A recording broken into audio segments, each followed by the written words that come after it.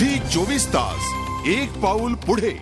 शहराचा वेगाने विस्तार होत असताना कचऱ्याची समस्या अक्राळ विक्राळ रूप धारण करते। पुण्यात दररोज 1.5 मीट्रिक टन कचरा निर्माण होतो।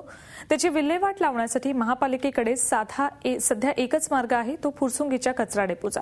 पण हा मार्ग सुद्धा साफ नाही। पुण्याच्या कचरा समस्येवर पाहूयात एक स्पेशल रिपोर्ट।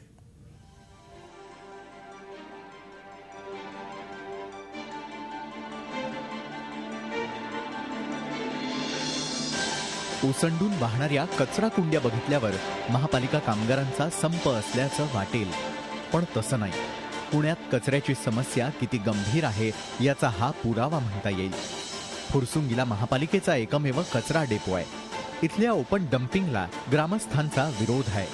त्यामुळे कचऱ्यापासून इंधन निर्मिती करणारा ब्लॉक आणि खताचा प्रकल्प महापालिकेनं उभारलाय।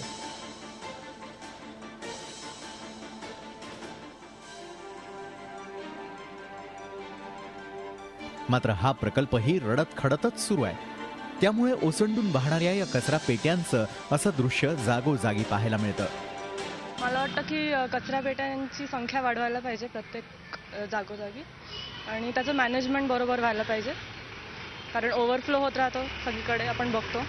त्याच्यामुळे दुर्गंधी आणि आजार वगैरे पसरतात। त्याच्यासाठी म्युनिसिपालिटीनी मॅनेजमेंट बरोबर केलं पाहिजे, त्याच्या वेळेच्या वेळेवर ते उचललं गेलं पाहिजे। पालिकेने कचऱ्याबद्दल आता बरेच ठिकाणी ढीग साठलेले आहेत। फुरसुंगीच्या कचऱ्याच्या हे तिथं बंद टाकायचं चाललेलं आहे। तर प्रत्येक वार्डात बायोगॅस वगैरे असं निर्माण करून हे करावं। ओला कचरा सुका कचरा वेगळा करावा आणि प्रत्येक वार्डातला कचरा तिथंच निचरा व्हावी असे हे व्हावे, आणि कचऱ्याच्या पेट्या वगैरे वाढवाव्यात।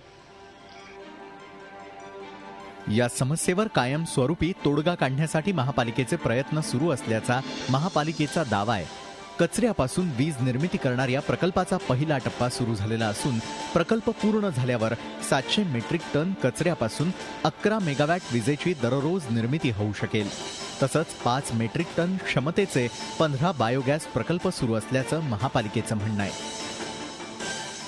आज शहरामध्ये जो 15 बायोगॅस प्लांट चालू आहेत, त्या व्यतिरिक्त 8 ते 10 बायोगॅस प्लांटची कामं ही अंडर कन्स्ट्रक्शन आहेत। त्या माध्यमातून प्रत्येक बायोगॅस हा एक साधारण 5 टनाचा कॅपॅसिटीचा आहे। त्या व्यतिरिक्त आपण जो काही कचरा ऑर्गॅनिक वेस्ट आहे, ऑर्गॅनिक वेस्टसाठी आपण दिशा आणि अजिंक्य बायोफट यामध्ये आपण तिथे 100 टनाचे प्रकल्प राबवलेले आहेत।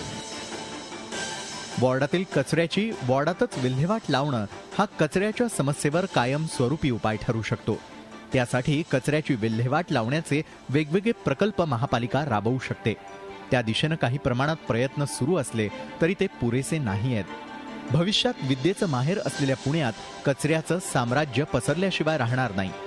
झी 24 ताससाठी नितीन पाटोळे, पुणे। झी 24 तास एक पाऊल पुढे।